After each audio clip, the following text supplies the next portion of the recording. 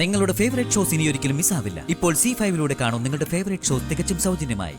എന്തിനാ രാജു ഇങ്ങനെ ആവശ്യമില്ലാത്തൊക്കെ അവള് ചെയ്യുന്നേ? എന്തൊരു കഷ്ട. പ്രതാപ, ഇതൊന്നും ശരിയാവില്ല. ചെറിയൊരു മത്സരല്ലേ, അവൾക്ക് താല്പര്യമാണെങ്കിൽ അവള് മത്സരിക്കട്ടെ. അതെ, പ്രതാപം പറയട്ടെ. ചേട്ടനല്ലേ അവന്റെ ഗുരു, അപ്പോ ആ ഒരു മൈൻഡ് സെറ്റ് ആയിരിക്കുമല്ലോ അവനും. പ്രതാപേട്ട, വെള്ളം.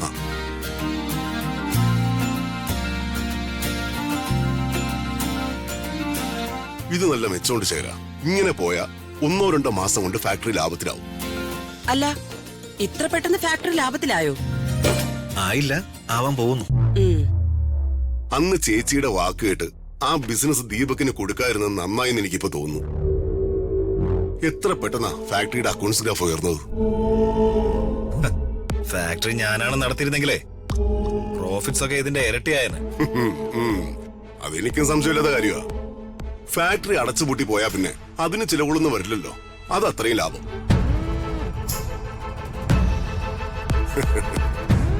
അമ്മാവിനെ ഈയിടെ എന്നെ തീരെ മതിപ്പില്ല.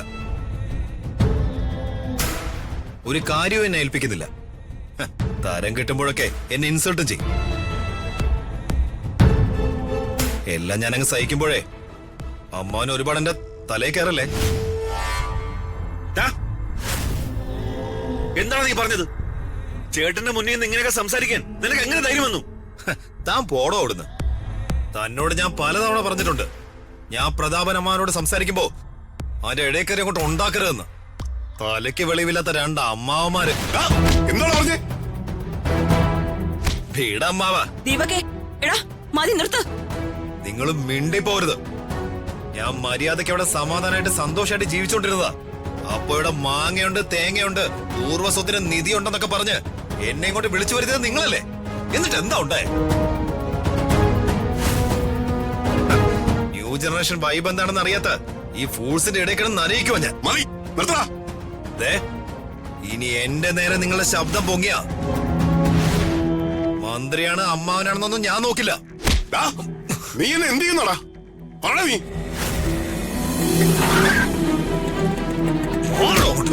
ചേട്ടാ,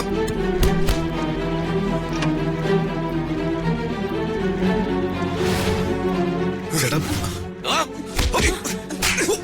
അയ്യോ രാജു, വിടാൻ, വിട്, വേണ്ട.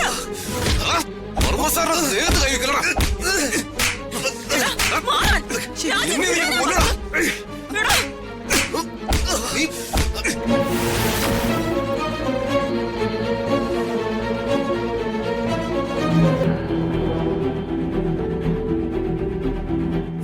നീ എന്താടാ എന്നെ ഇങ്ങനെ തുറച്ചു നോക്കിക്കൊണ്ടിരിക്കുന്നേ?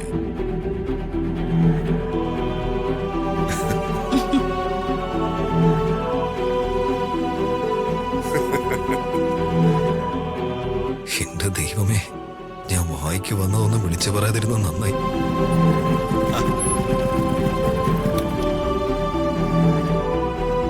രാജു, വാ.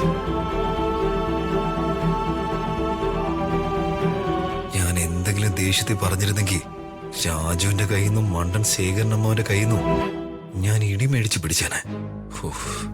ദേഷ്യം കൺട്രോൾ ചെയ്തോണ്ട് രക്ഷപ്പെട്ടു.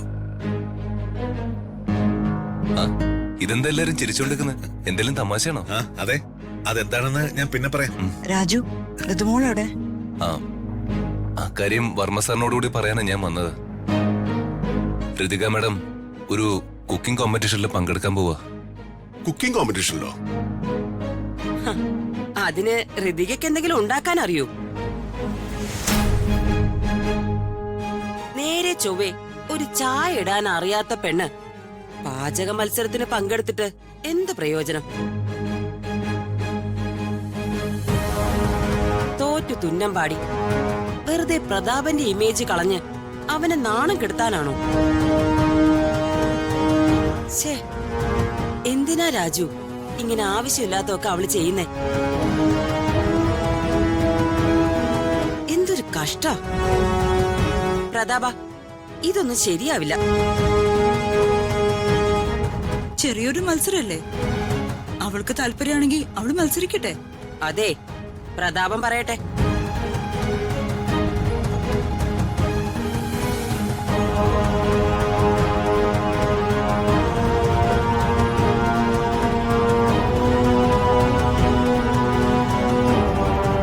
ഒരു മത്സരത്തിൽ ഋതിക പങ്കെടുത്ത അതിന്റെ വിജയപരാജയങ്ങളൊന്നും എന്നെ ബാധിക്കുമെന്ന് ഞാൻ കരുതുന്നില്ല.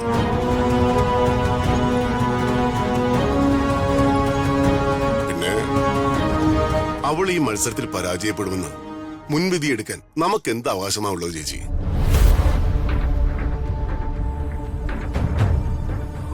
രാജുവിന്റെ വീട്ടിൽ ഊണ് കഴിക്കാൻ ഞാൻ ചെന്നപ്പോ അവൾ ഉണ്ടാക്കിയ ഭക്ഷണം ഞാൻ കഴിച്ചതാ. ആ ഭക്ഷണത്തിന്റെ സ്വാദത ഇപ്പോഴും എന്റെ നാവിൻ തുമ്പിൽ നിന്ന് പോയിട്ടില്ല. പിന്നെ ഋതിക മത്സരിക്കുന്നതിൽ എനിക്ക് എതിർപ്പൊന്നുമില്ല.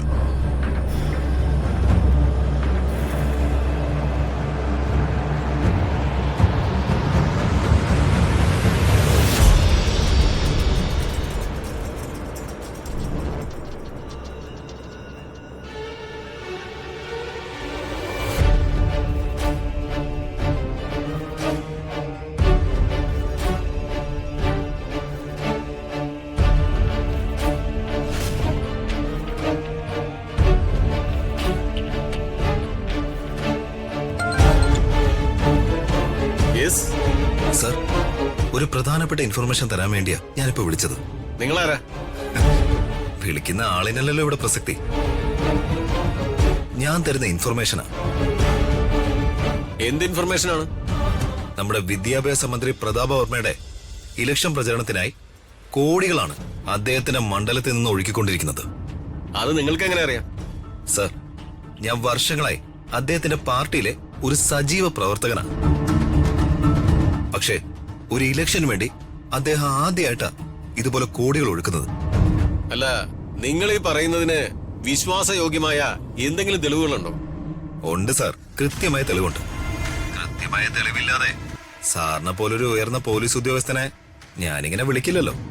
ശരി, പറയൂ, എന്താണ് തെളിവ്? തെളിവ് അന്വേഷിച്ച് സാർ ഒരുപാട് അലയേണ്ട സാർ.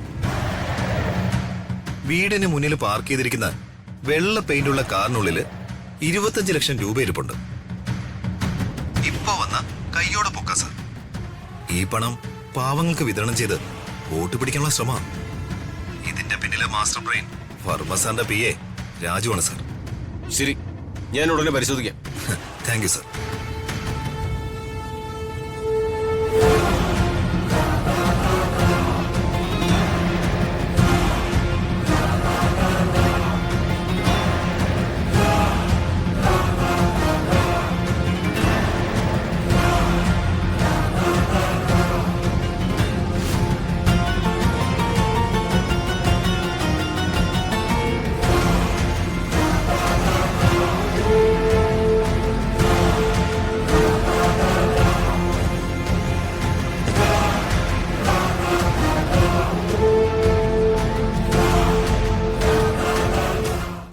ഡൗൺലോഡ് ചെയ്യൂ C5 ആപ്പ്. കാണൂ എല്ലാ എപ്പിസോഡുകളും സൗജന്യമായി.